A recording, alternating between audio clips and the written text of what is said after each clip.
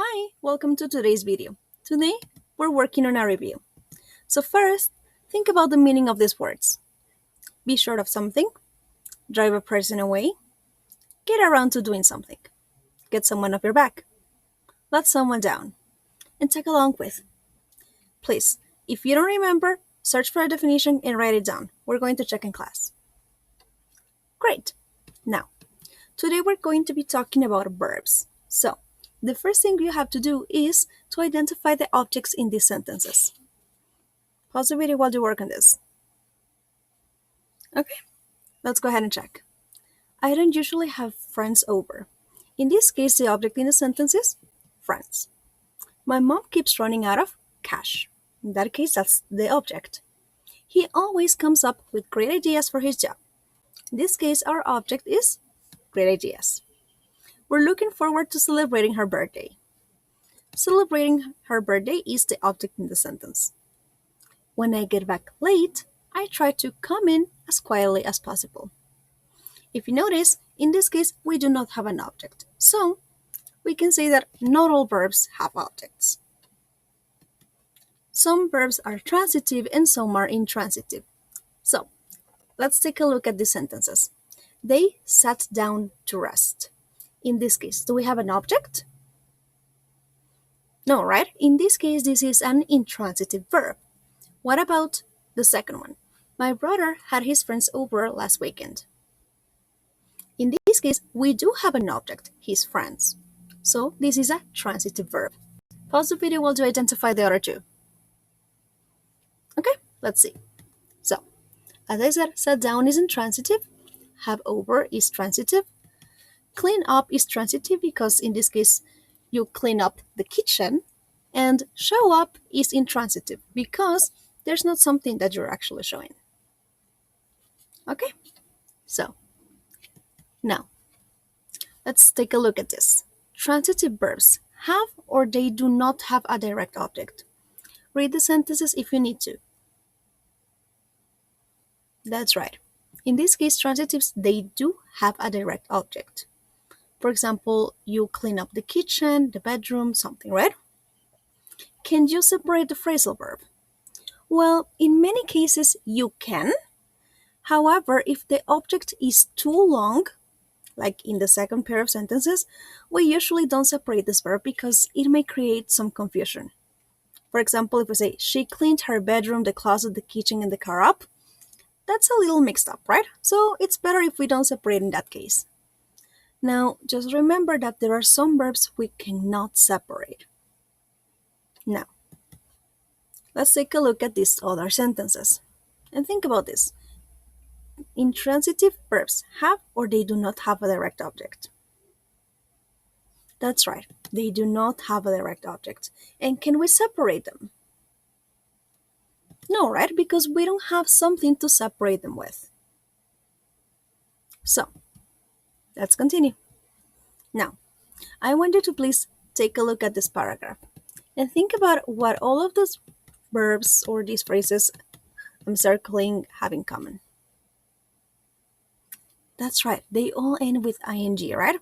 Looking, waiting, shaking, thinking, etc. These are gerunds. So, gerunds or ing forms are used in various forms. First, we can use them to reduce a relative clause. We can use them when we're describing events that are happening at the same time as other events. Or the ing or the gerund can be the subject or the object of another verb. So, for example, here, there were some people who were standing in line. If you notice, this is a relative clause, right? It's a defining one because the information we have is essential. Now, we can reduce it if we eliminate the relative pronoun and, in this case, verb to be, who were. So, we're going to say just, there were some people standing in line. Now, we can also use ing forms or gerunds to talk about events that happen at the same time as other events. For example, here we have, and the dean stood there with the diploma. shaking his hand and congratulating him. So in this case, we're talking about three events that are happening at the same time. The dean is standing up, but at the same time, he's shaking a person's hand and saying congratulations. The three things happening at the same time. That's why we're using ing. Next. Again, they can be the subject or object of a verb. Looking back, it was hilarious. In this case, this is the subject of the sentence, right? We're talking about something that was very funny. And I remember thinking, come on, Marcus, it's my turn. In this case, what do you remember? Thinking. But maybe you remember growing up or you remember doing your homework or something, right? So in that case would be the object of a verb. So let's go to student book page 104, exercise 1A. We need to write the memories in our notebook using an ing form to rewrite the underlined sentences. We also need to replace the words in parentheses with the correct form of a phrasal verb in the box. Take a look at the first example. I was always the first person home after school. I used to sit by the window and wait for my mom to get home from work. In this case, we wrote it as I used to sit by the window, comma, waiting for my mom to get home from work. We're using ing there for the verb wait because it's happening at the same time. Next part. I couldn't wait seeing her car in the driveway. In this case, a phrasal verb that means couldn't wait is going to be look forward to. I looked forward to seeing her in the driveway. Now, pause the video while you work on 2, 3, 4, and 5. Remember to do this in your notebook so we can check together. Okay? Great. Now, let's continue. I want you to please help me complete the sentences. Pause the video while you work on this. Okay? Let's go ahead and check. There was always someone to play with. I was a bit lonely being by myself all the time. It was impossible for her to have time for herself. He always had nice clothes to wear. I had fun growing up with my family. So if you notice, these verbs are using either ing or they are infinitives too. So let's go ahead and check. Why do sometimes we use a gerund, ing, or sometimes we use an infinitive to end the verb? Let's take a look at this. So we use gerunds or verbs with ing, like I was a bit lonely being by myself all the time, and I had fun growing up with my family. Now, just notice that this is not the same as present continuous. When we use present continuous, for example, we use verb to be and a verb with ing, like is working, but a gerund is only working, verb with ing, without the verb to be. So, we use gerunds after adjectives to describe an actual experience, a specific one. I was a bit lonely being by myself all the time. I felt sad watching that movie. And we also use gerunds after some phrases like have fun, have problems, have trouble, and be worth. I had fun growing up with my family. I usually have problems solving math operations. Now, how do we use infinitives? Well, I want you to please read the sentences with me and think about what goes before the infinitives. There was always someone to play with. It was impossible for her to have time for herself. We always had nice clothes to wear. We're going to use infinitives with it clauses plus an adjective. And in this case, we're making a generalization. It was impossible for her to have time for herself. Now, after some nouns or pronouns, we use infinitives to give more details about them. For example, there was always someone to play with. We always had nice clothes to wear. So, let's continue. I want you to please read the sentences and think about what they have in common. Bananas and apples give your body energy to go through the day. I know water will keep me hydrated and prevent me from getting fatigue symptoms. If you notice, we have verb, object, and another verb. So let's take a look at this. Some verbs are followed by an object and a verb in base form. These verbs could be help, let, and make. For example, let me know when you're ready. Help me finish my homework. Now, other verbs are followed by an object and a verb in infinitive. Some of these verbs could be allow, cause, enable, and help. For example, they don't allow him to watch TV. It caused me to have a headache. Now, please notice that the verb help can have two ways, right? We could have it in base form or in infinitive, the second verb, right? The last thing is that sometimes verbs are followed by an object from and then a gerund. Some of the verbs are keep, protect, prevent, and stop. Avocados protect your skin from aging. Now, please notice that sometimes if you remove the from prevent and stop, the meaning is going to change. Now, let's go to student book page 105, exercise 3A. We need to complete the sentences using the correct form of the verbs given. We need to use from when necessary. Now, after you do that, please circle the correct verbs to complete the comments. Let's do number 1 together. It's probably good for you to drink milk. It may strengthen your teeth, right? That's the one that makes sense. It might also prevent your bones or liver break. Your bones, right? That's the one that makes sense. Your bones from breaking, right? Remember that after prevent, we use from and then a gerund, ing. Pause the video while you work on the rest, please. Okay, guys, we're checking this during class. Now, I want you to please pause the video while you read the sentences and think about if they have the same meaning. That's right, these sentences have the same meaning. So, now I want you to please look at the determiners and decide what they are referring to. Are they referring to singular nouns, to only two nouns, to plural or uncountable nouns? Pause the video, please. Okay, let's check.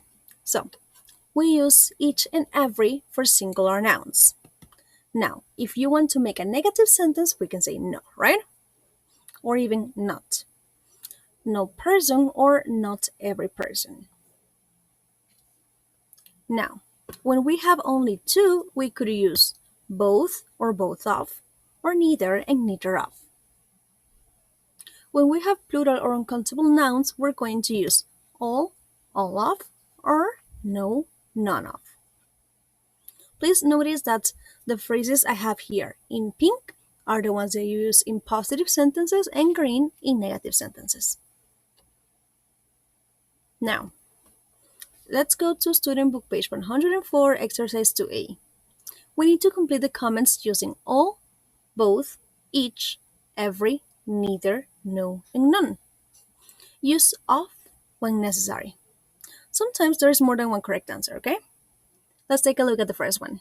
In some countries, all college education is free. In this case, we're using all because this is something that is uncountable. Students should get that. In this case, are we talking about something positive or negative? Is this a singular or a plural noun? That's right, it's singular and it's positive. So we're going to say each student or every student should get that. So they don't have huge college bills to pay off. Pause the video while you work on the rest, please.